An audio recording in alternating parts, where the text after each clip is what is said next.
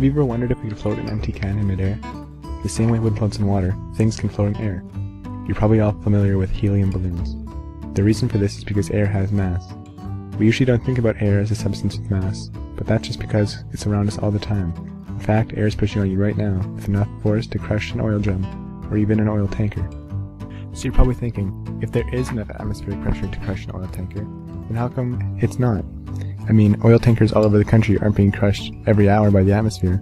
Well, the answer is internal pressure.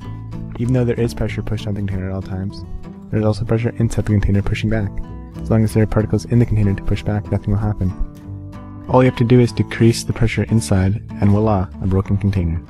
Okay, so we know there's buoyancy in air pushing you up all the time, but my question is, could you float a can in midair if you made a vacuum inside? The answer is no. Even though the aluminum only weighs 13 grams and it takes up 355 milliliters of volume, the buoyant forces pushing up would be negligent. Plus, you physically can't get a perfect vacuum, and even if you could, it would crush the can immediately.